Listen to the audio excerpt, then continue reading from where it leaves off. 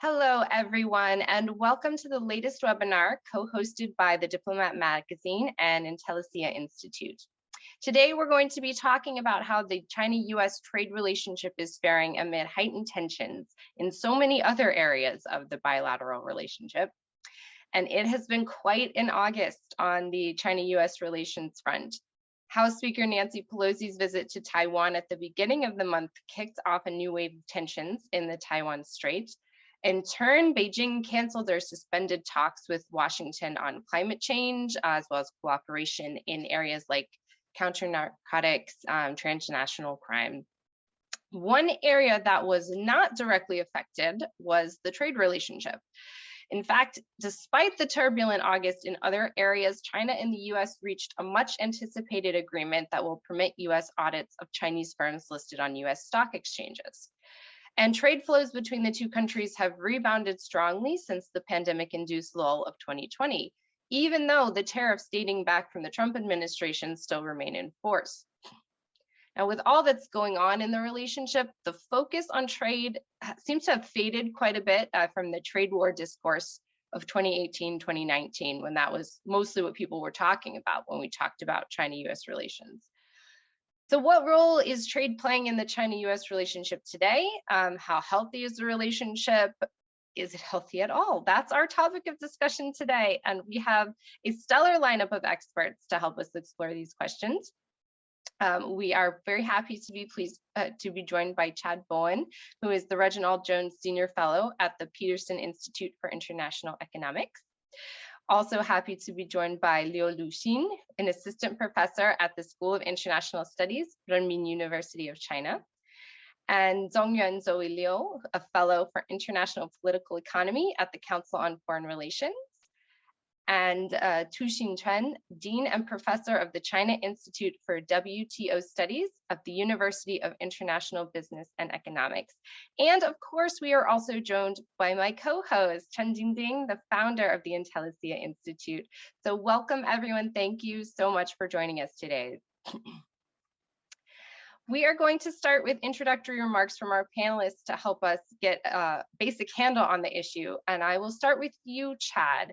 Can you talk us through the current state of trade negotiations? What is actually happening right now? What areas are the two sides focusing on? Thanks, Shannon, and everybody. It's a huge pleasure to join you. My answer will be very short, but then I'll go on because nothing is happening on US-China in trade relations, at least on the policy dialogue side. But let me unpack what's actually happening on the ground then. So just to recap, as Shannon reminded us, we had this trade war for 2 years, 2018, 2019, the beginning of 2020, we had this phase one agreement. As part of that deal, the two sides each lowered their trade war tariffs a little bit. The last round was kind of cut in half. But really tariffs between the two remain high. So they're, on the average of 20% or so. And before the trade war, the US had tariffs on China of about 3%, China on the US of about 8%. So it's gone up dramatically. As part of the phase one agreements, everybody will remember that China committed to purchase an additional $200 billion of US exports over the next 2 years, 2020 and 2021. But then you had the pandemic hit. The economies, and that slowed things down for a while. Now, ultimately, trade did recover and recovered quite well globally. But at the end of the day, after those 2 years, China ended up actually purchasing none of the additional $200 billion of US goods and services exports that it had committed to buy. It got closest and made inroads in kind of rebooting US agriculture trade. Energy products, it started buying a lot more energy products from the United States, crude oil, LNG, coal, but the purchase commitments were so astronomical that it was going to get nowhere close to the actual legal targets. And then on manufacturing, really didn't come back at all. So what's happened since then, the Biden administration takes over in January of 2021. In terms of policy engagement, there has been essentially none, at least publicly. The Biden folks are talking with everybody else in the world, aside from Russia, of course, about trade-related things, but not really trade negotiations per se. So we've got trade as part of the bilateral agenda between the US and Europe through the Trade and Technology Council. We have a ministers meeting of this new IPEF, the Indo-Pacific Economic Framework, which includes 13, I think is the latest count, economies in the Pacific region there. But it's not the traditional trade agreement sets of negotiations. So what you're seeing on policy on the Chinese side toward US exports, you're seeing the continuation of some of these product exclusions from the tariffs that were imposed. On the US, we have some of those as well. On the bilateral side, we have had kind of restrictive policies that have been implemented through Congress. We've got the Uyghur Forced Labor Prevention Act that's now in effect, and kind of catching up supply chains that go through the Xinquan region. There's kind of new reporting requirements in order to be able to clear imports through customs in the United States there. We always have new and sort of tightening export controls for products like semiconductors, equipment, high-tech products. And really on the positive side, if it was a missed opportunity, there was the chance in 2022 here in the United States, the biggest economic concern has been inflation. And there was sort of a political moment where if there was the political will to do something on the bilateral US-China tariff challenge, there were sort of political opportunity to point to inflation and say, hey, we should do something because there's a reason for it there. Didn't happen.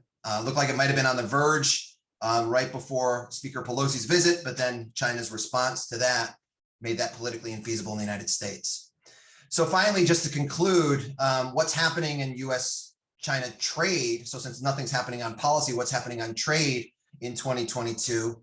Things are getting worse, at least on the export side. US exports are still suffering. There's some agriculture. That's kind of the highlight and the bright spot still. But even that, it's still too early to say what's going to happen throughout the course of the year. Soybeans are the big agricultural product, the big harvest there, and the shipment, 70% of that is October, November, December. So we'll see what happens. Manufacturing, there's been no rebound. We're finally seeing a cooling off of the semiconductor and semiconductor manufacturing equipment exports to China in 2022. And then finally, all those energy sales of LNG and coal and oil in 2020, 2021 have basically disappeared with the Russia-Ukraine conflict. China isn't buying that from the United States anymore. US is shipping it to Europe instead, and China's buying more energy from Russia. So really on the policy side and on the trade flow side, at least from the data that I'm looking at, things don't look particularly good. Thanks. Thanks, Chad. Very sobering assessment, but I think a very realistic one. I'd like to have Luxin talk a little bit more about one angle you touched on briefly, which is how broader tensions in the relationship, obviously Taiwan comes to mind given recent events, are impacting trade negotiations and economic policies, especially from the Chinese perspective, since Chad, you provided a very cogent overview of the US side. Mm-hmm. Thank you very much, Shannon, for the invitation. I'm very glad to join you tonight for the first time. And actually, I'm more specialized, so to say, in domestic US politics, US domestic politics and American political economy. So maybe the Taiwan issue is where I'm not very specialized, but I think it also enriches me a lot, like to talk about from the Chinese side, if we actually thinking about the American political economy or thinking about the American domestic economy, I would like to actually talk about three aspects to help understand what to articulate how I'm thinking about the Taiwan issue. I think there were actually three aspects or pressures, three kinds of pressure that could push for some improvements in the trade relationship, in the trade talks. The first one is actually what Chad has just mentioned, is the domestic inflation, because I think as Biden just entered the office, he just talked about that, or the trade issue, the tariff issue is actually a kind of leverage for the Biden administration in the bilateral relationship. So he was actually in no rush to push for more improvements. But as the inflation rate has risen to 8%, I think this year, and they were more eager in the administration to push for more more tariff reduction.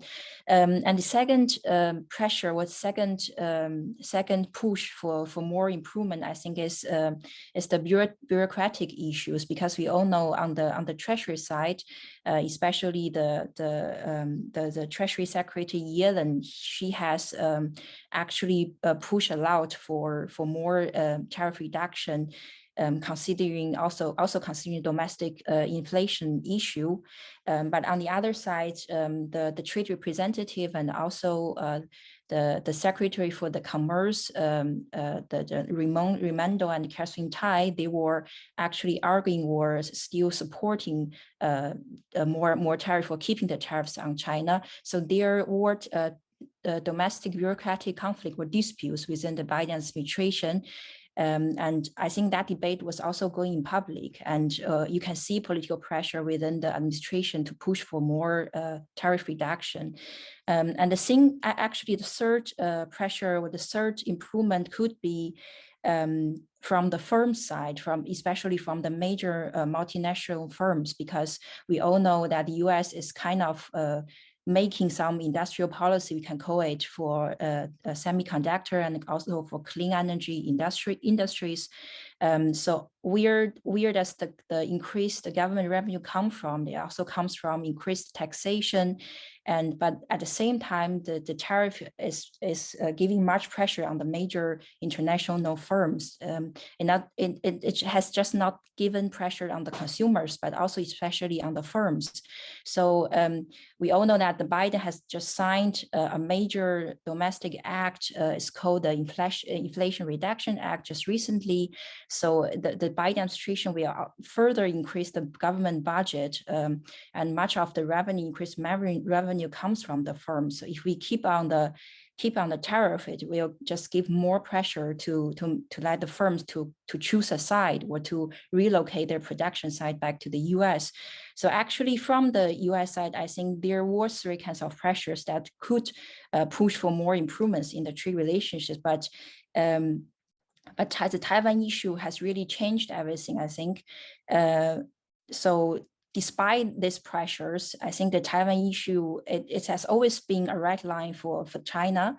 And the visit from Pelosi this month, and also the subsequent visit from U.S. congressman, from Congress representative, it just really caused a big political blow to the relationship.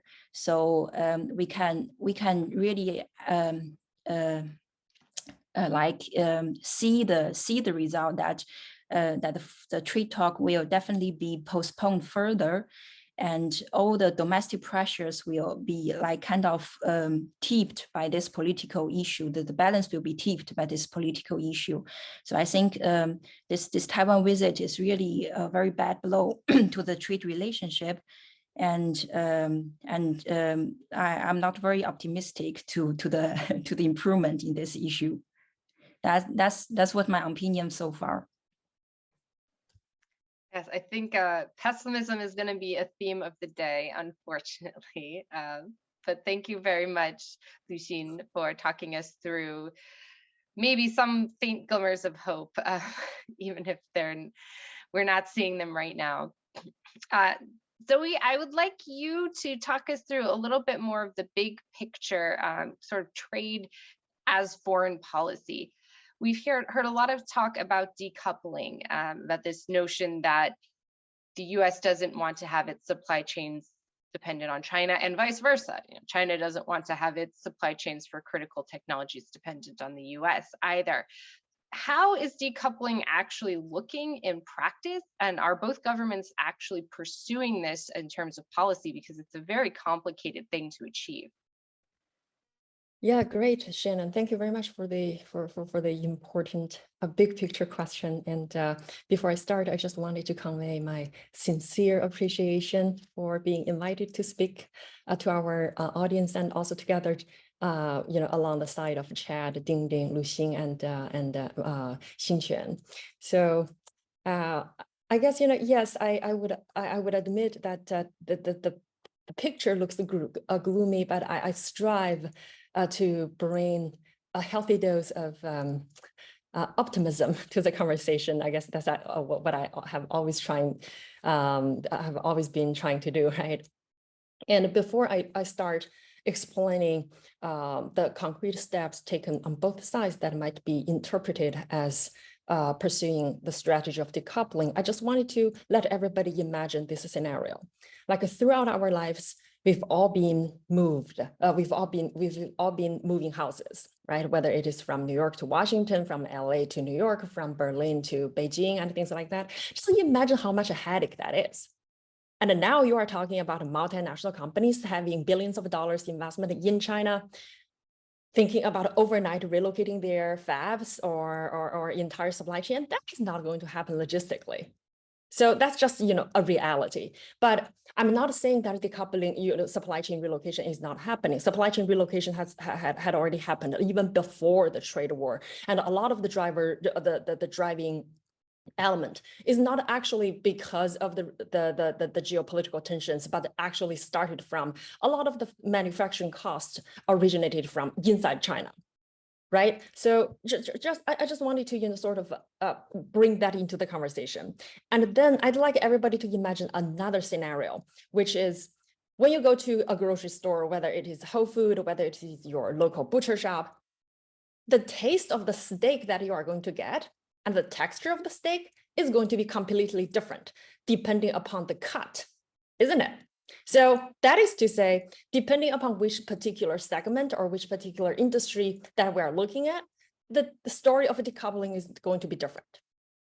So we heard a lot in the context of semiconductor, the chips, critical minerals. It looks like everybody is talking about decoupling. But hey, if we're talking about American businesses who are operating in China, they do not want to leave the market. They are doing pretty well. And if you look at all the statistics, it looks like American business, even during the pandemic, have not only increased their investment in terms, especially with regard to the capital market, but also in terms of their long-term planning. It's just simply too difficult to move away. And now let me just walk back a little bit, explaining why everybody's talking about decoupling. So first of all, I'd like to, start from the US side, since, a lot of the things that we lived through this, right? So during the Trump administration, we all lived through the trade war and things and all that. But over the past 2 years, let me just focus on the past 2 years. On the one hand, especially on the finance aspect and trade finance aspect, there is this bipartisan law called Holding Foreign Companies Accountable Act. That law alone identified 150 something companies, most of which are Chinese, that could potentially be delisted from the U.S. stock market. And then following that, we have the Bipartisan Innovation Act, we have the Build Back Better Act, we have now the Inflation Reduction Act, which has nothing to do with inflation from my own opinion, and we can debate that. By a lot of economists' estimation, it actually seems that we are not going to curb inflation very much. But with all these domestic discussions and a lot of these legislations passed, it looks like a lot of these targets are against China, or at least China had, we have China on have a chip on the shoulder. And then let's take a quick look at on the Chinese side. And I obviously cannot speak on behalf of any Chinese policymaker or Chinese academics, but if we look at the concrete narratives and the speeches and the document, perhaps we can get a sense of how China or Chinese leaders, Chinese policymakers are thinking about the decoupling. And, if we look at last year's historical resolution, the party indeed made independence and self-reliance the centerpiece. And then if we paid attention to, the People's Daily editorial right after Russia's invasion of Ukraine, there is this article saying that an editorial article argued that independence and self-reliance ensure the cause of the party and the cause of the people, and it's the guarantee for victory and things like that. And recently, the party also have been talking about this idea of building a national unified market in the broader context of dual circulation. So a lot of this have been make one to believe that, oh, actually, perhaps China is voluntarily decoupling from America or from the West, which is, the kind of argument some of our colleagues here in the U.S. have been believing. But I would like to take a step back by identifying that actually China is not trying to decouple for the purpose of decouple. Decoupling from the Chinese narrative, it looks like it's a strategic shift or a strategic change from focusing on economic growth, the target, to strengthen the government and the party's control over domestic economy. And we've always been talking about, the China as a state capitalist economy, but for a long period of time, state capitalism focused on heavy industries, not so much about tech, not so much about financial market, and not so much about all these new new engines for growth. Therefore, to this end, I think the party is really trying to pursue three key ideas or three key objectives, if you will. The first is to reduce its dependence on foreign countries and foreign companies for critical technology and critical industrial input. And that is, because of, the trade war and things even before the trade war, specifically because of the rising cost. And then secondly, there is also the goal of to facilitate the domestic dominance of homegrown companies, whether it's tech, whether it's fintech, whether it is critical mineral companies supported by the government. And then finally, there is also the element of trying to leverage China's dominance into global leverage, and even we are talking about global competitiveness in the long run. Therefore, we see a lot of these narratives, whether it is dual circulation, whether it is strengthened self-reliance. But the happy note, I wanted to end my conversation with a happy note, which is, Shannon, you mentioned at the beginning, the recent agreement between the equity market watchdogs between US and China. I think, it is a preliminary step, but it is a very important signal. It shows that regulators on both sides are actually trying to do everything they can to make even just a baby step progress. I think baby step progress is the most hopeful thing we've heard so far. So thank you for that, Zoe. So far, we've been focused on the bilateral perspective, but given the size of the US and the Chinese economies, things like self-reliance and home shoring, they're going to impact not just China in the US, but the entire world. So Xinquan, I'd like to ask you to talk a little bit more about how China-US trade competition and tensions are being felt in multilateral trade frameworks, whether that's the WTO or some of these regional trade agreements like RCEP and CPTPP. Okay, thank you. Thank you for having me here. As Shannon said, there is already a lot of pessimism today in today's discussion. Surprisingly, we are seeing some optimism in the multilateral front. As we know, the ministerial conference, the 12th ministerial conference was just finished a few months ago. And actually, during the conference, the US and China were cooperating with each other to make it succeed. So that's a surprise. Actually, the United States has gradually lost its support and interest in the WTO since 2008, when the last try to conclude the Doha round failed. Of course, I think India is supposed to be the main should be take the main responsibility for that failure, not China. And then after that, the Obama administration turned its interest to the mega regional negotiations and finished one of them, the TPP. However, after Trump took the presidency, he left it. It was nothing to do with China. So I don't think that the US changing attitude toward multilateral or mega regional trade frameworks was caused by China or US-China competition, but more by domestic politics inside the United States. Of course, the Trump administration tried to hold China responsible for its unhappiness with multilateral trade liberalization. The main argument is that China is a non-market economy, competing in an unfair way and dodging WTO rules. The US proposed WTO reform in 2017, along with some members, arguing that the WTO should build up or strengthen its rules to regulate unfair competition from China.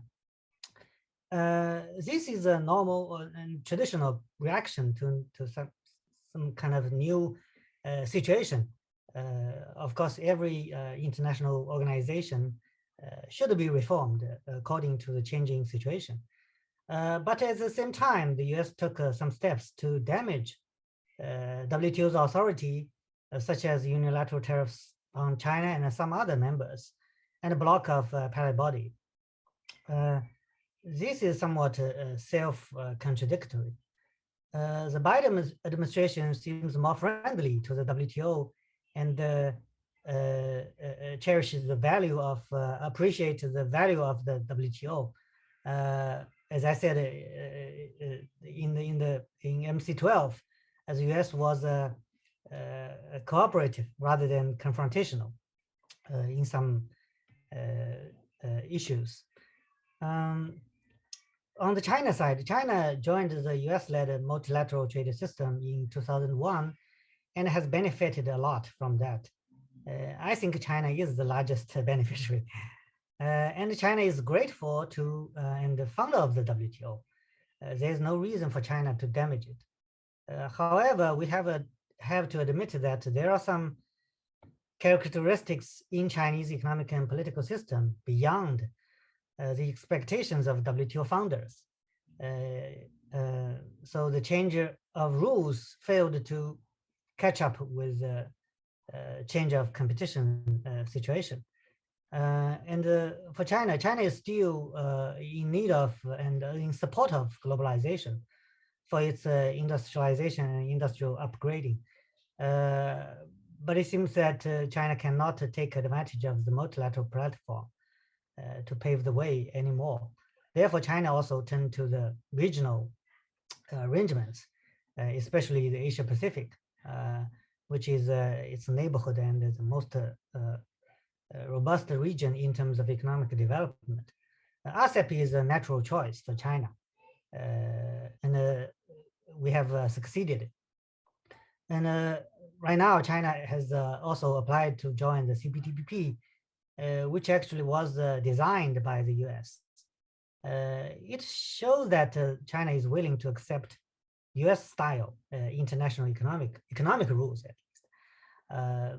Although the two sides have different understandings about what are international rules or rules-based international system. But the US is not a member of the CPTPP and supposed to have little influence on China's entry. And if the true purpose of the US is to change China's non-market practices and level the playing field with China, the US should welcome and help with China's application.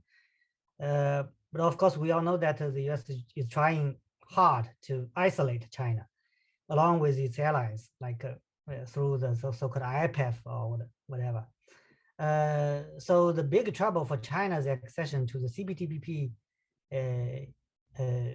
is from politics rather than economics. Of course, there are also some technical difficulties for China. So to conclude, I think the US-China competition and tension have already affected the functioning of the WTO. That's for sure. Especially the U.S. Anxiety about China's rise and China's system has resulted in its doubt of the effectiveness of the international trading system established by itself. But I still believe that the WTO is a proper platform for the two largest economies to accommodate each other because a larger multilateral venue is helpful to dilute the bilateral competition, bilateral conflicts among numerous other negotiating partners, and to find a more common interests between them. But anyway, the precondition is that both sides are still having the goodwill to get along with each other, rather than to decouple with each other, as Zoe said. Thank you. Thank you, Xinquan, for another insightful analysis of how this is impacting not just US and China, but the world and the region. We're going to start our Q&A session now, so I would encourage our audience members to leave your questions in the Q&A chat box at the bottom of your screen. But I will kick us off with a question. The current global economic situation is very shaky, to put it mildly. In the US, we're seeing rising inflation, rising gas prices. China is seeing some of these issues as well, coupled with the real estate bubble potentially popping. So are these domestic economic factors going to incentivize both governments to try and stabilize US-China trade, or could they potentially undermine it? We heard mentions from both Chad and Liu Luxin about how trying to fight inflation could mean potentially movement on the tariffs. But I think there's also the perspective that the US and China tend to blame each other for their own economic problems, which could lead to further tensions. Chad, do you want to start us off with this? How do you see the current trends domestically impacting China-US trade relations?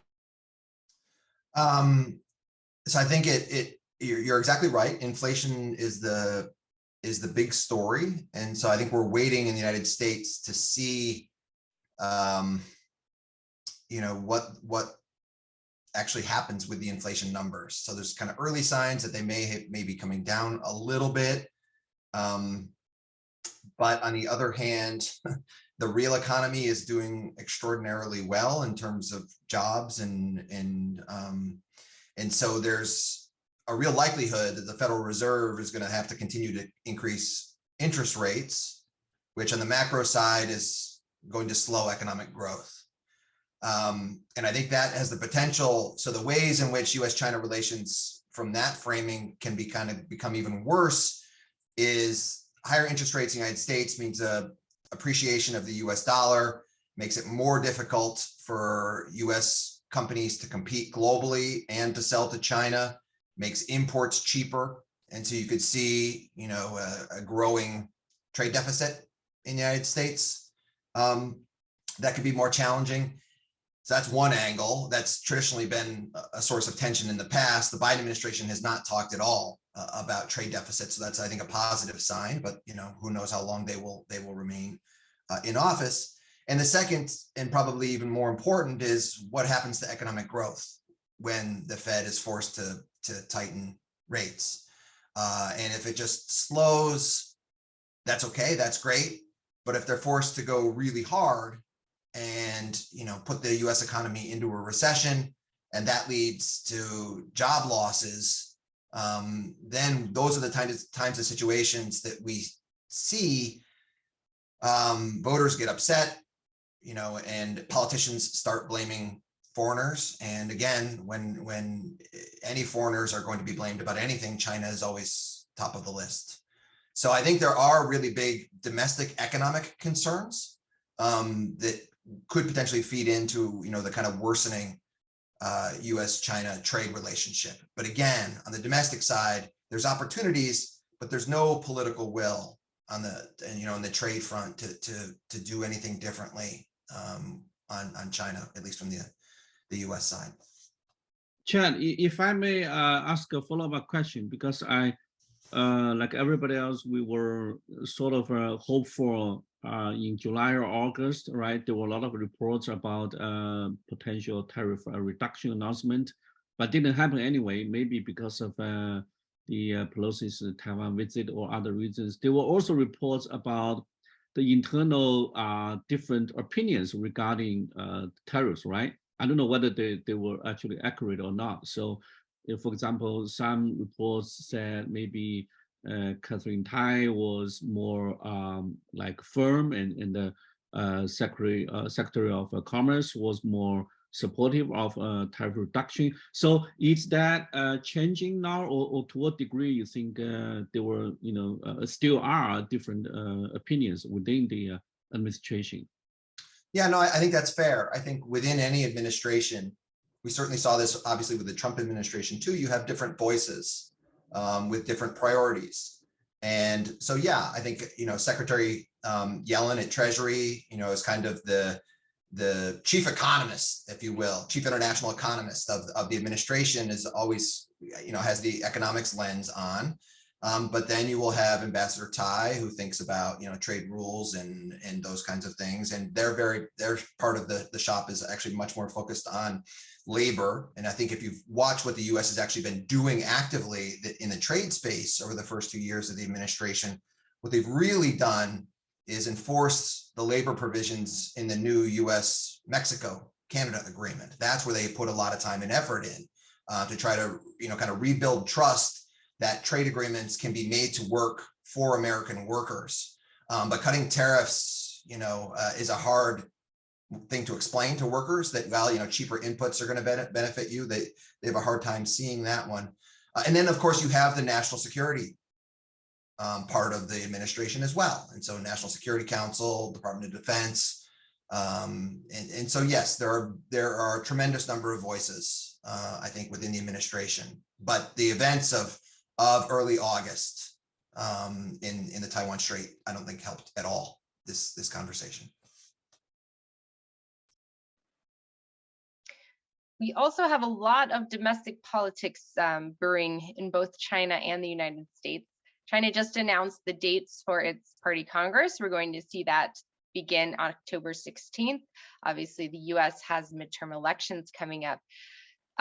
Do we see this potential space after these big domestic happenings have closed for maybe a mild thaw in China-US relations, potentially including trade relations? Is that something that we can look forward to? Luxin, you were speaking about the US domestic side, so I'll start with you. Thank you for the question, Shannon. I think that's also a hard question for me to answer because, all the political winds, they are changing so fast. But from my personal perspective, I think there will be improvements, or there will be more room for improvements after the big political events domestically on both sides.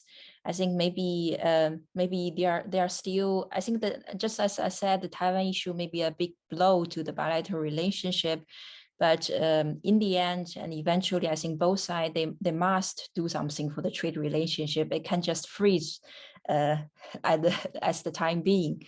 So maybe they just are awaiting for some big moments to pass by, to pass away. And I think after the major political events, there'll be more willingness or more just room for time for energy from both sides to make some improvements. That's my personal optimistic view from this perspective.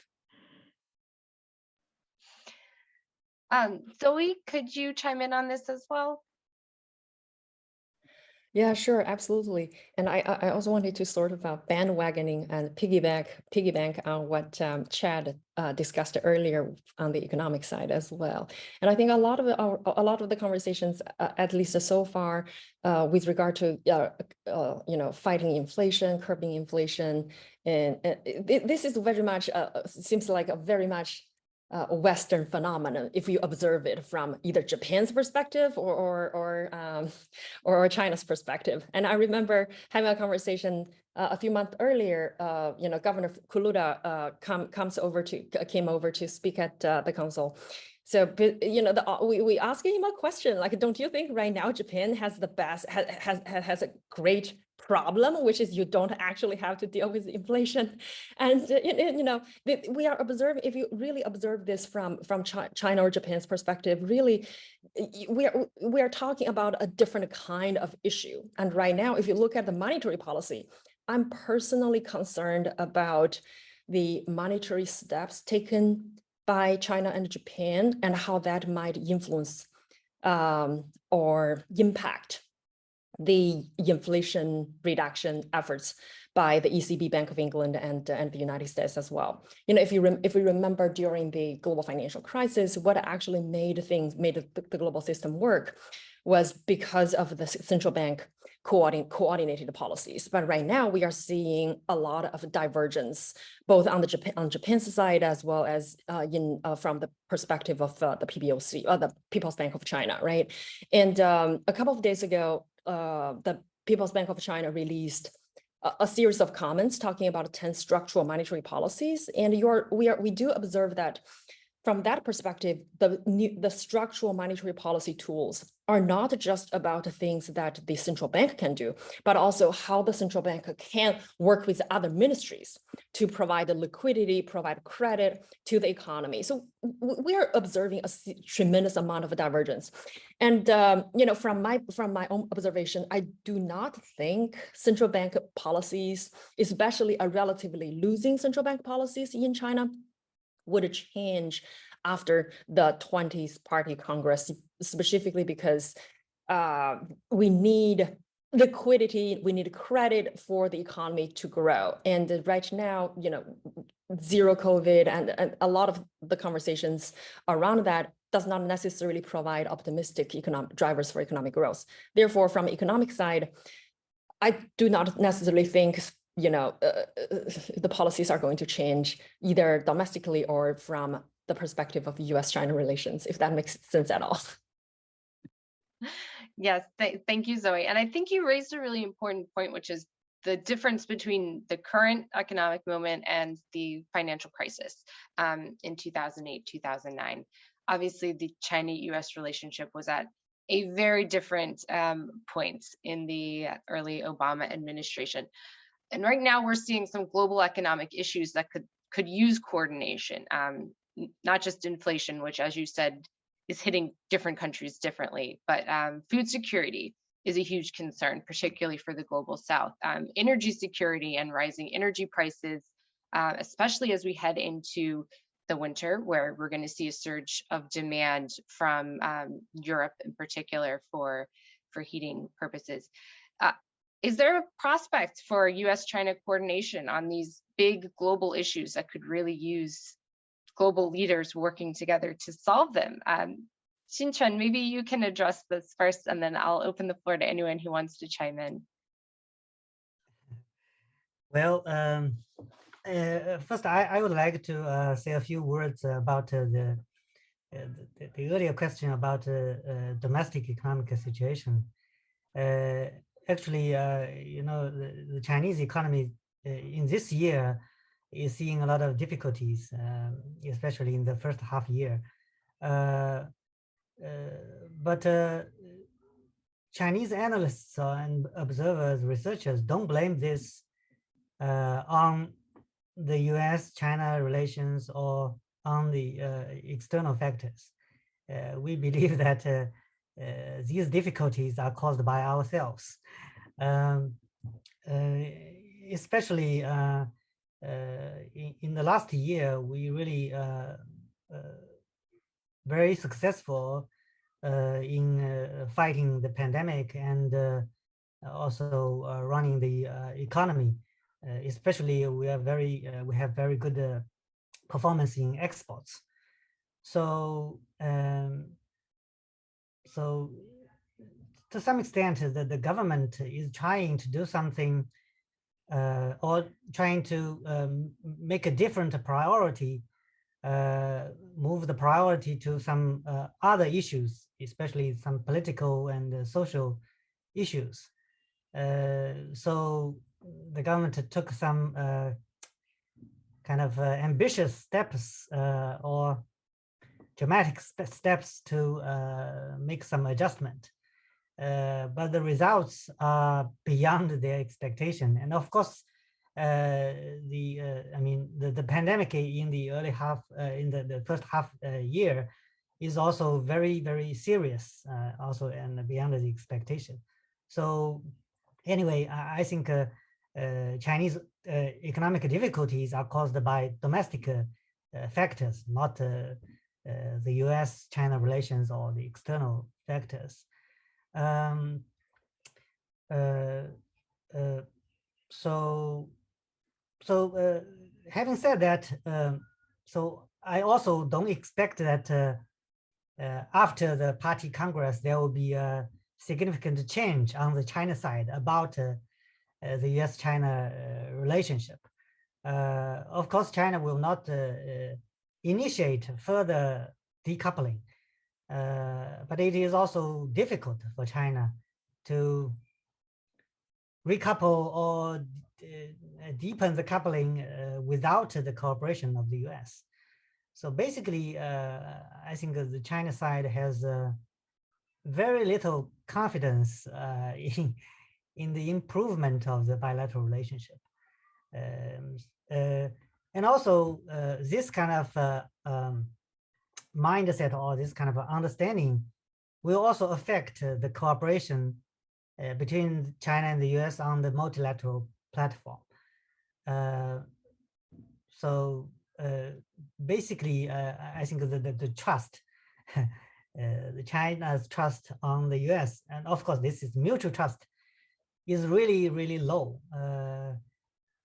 So how to say, any kind of cooperation with each other or significant cooperation with each other, especially if this cooperation requires some domestic kind of concessions, will be very difficult. But if, of course, if the cooperation, as I said, has little to do with domestic economics or politics, then it would be maybe still possible, like as I said in the MC12, on the so-called the vaccine patent issue and also the fishery subsidy issue. These issues actually have little impact on both US and China. So then on these issues, the two sides could cooperate with each other. But if, as I said, if the cooperation requires any side to make some concessions or make some contributions, then it would be very difficult. Thank you, Xinquan. Did anyone else want to chime in on the question of the prospects for coordination amid the global difficulties that we're seeing? Okay. All right, if not, I will hand things over to Dingding. I'm sure he would like to make some closing remarks for us. Well, no closing remarks. I just wanted to maybe share with you what I have learned so far from our excellent discussion so far. I think number one for me is we have now a better understanding of why the trade talks or the trade relationship is in between the two countries is actually stalled, right? It's both for economic structural reasons and very importantly domestic considerations. And so that would lead to the second question, when would such conditions change? So we might have also a change in our trade relationship. I think the two particular important things or events we should maybe pay attention to. Number one, after the our party congress in October, and even maybe around the time of a midterm election in the US, there will be, like we mentioned earlier, G20 meeting in Asia in November, where two leaders possibly might meet in person for the first time, actually, since last year. So that's going to be a very, very important event. And I personally would expect some sort of announcements regarding the trade relationship around the time. Number one, because the leaders would have less pressures from domestic fronts, and the Biden administration possibly, I don't know, will no longer be accused of playing soft to China. It's after the midterm election, and so I think to reduce the inflation. I don't know how much the tariff reduction can help. That would ask our economists. Chad, you might have the numbers. Maybe just 1% or 0.5% can be reduced. I don't know how much that would help the administration, but still, it's something, right? It's better than nothing. And for China, and particularly looking forward, I think next year the global demand will be quite weak, considering what's going on in Europe, in U.S., in Asia, in China as well. So global growth next year will be actually quite difficult, looking at the numbers right now. So we do need some sort of improvement or good news from this trade relationship. So I would expect, but of course it's hard to predict, and we only hope that these pro-trade voices in both countries can be more active and in voicing their opinions to their respective governments, but things are still very uncertain. One thing that's really struck me is that every past administration has unveiled its own plan for regular talks with China. We had this strategic economic dialogue in the Bush administration. It's a strategic and economic dialogue in the Obama administration. And then the Trump administration rolled out 4 separate pillars that they were supposedly going to hold annual talks on, and that never materialized. And now we've reached the point where the Biden administration hasn't even announced a plan. There's not even a plan to talk, much less prospects for those talks to go well. So that I think sums up the pessimism of where we are today. Is first, the countries need to actually start talking to each other on a regular basis before we can actually hope to make progress on these issues. And despite all of that, Shannon, are we, I mean, again, I don't have the exact numbers.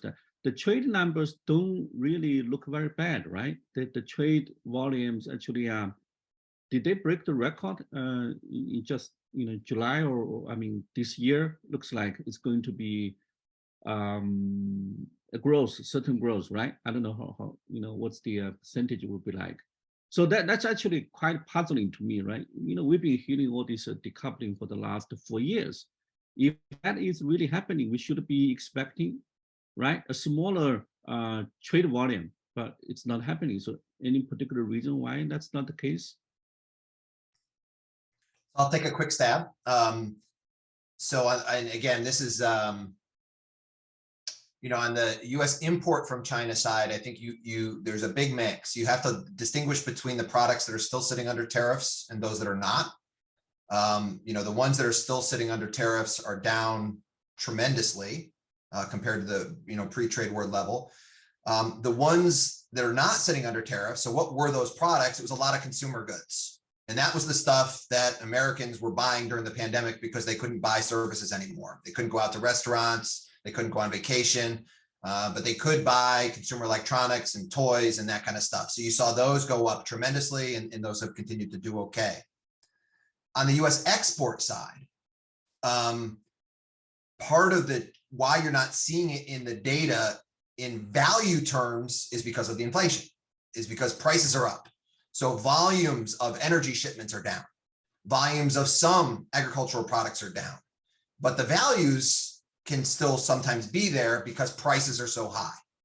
But I think that data is ultimately then a little misleading about the health of the US-China trade relationship. So that's excellent. So Chad, if by your calculation, what's the like a real like sort of a trade volume from your perspective, and how much it's down from the pre-trade war era? Do you have any sort of a calculation? No, I don't have a good one on that one. On your earlier question on tariffs and inflation, I don't have a number either, but where I can also say that it's complicated is, and why the impact wouldn't necessarily be that large, is if we have to remember, a lot of the tariffs the United States imposed on imports from China were on intermediate inputs. So things that companies buy that then make stuff to sell to end consumers. So even if you were to cut the tariffs on those things, ultimately it would take a while to feed through the supply chain for the end consumers to see it. And if that's where the big political bang for the buck is in the United States, that's going to be months off into the future. And so I think that's another argument for why you haven't necessarily seen a big political push within the administration to actually cut the tariffs, and at least with respect to China. Thanks. So I think we're all going to be watching closely as we head into the very busy political fall for both China and the United States. There'll be lots to watch for in terms of trade relations, in terms of the general bilateral relationship. So thank you to all of our panelists. You've given us a lot of food for thought. Maybe not the most hopeful way to start our morning, but I think we did see it's not all bad news. So thank you very much for joining us. Thank you to everyone for tuning in, and we will see you next time. Thank you. Have a good day. Thanks, everyone. Bye-bye.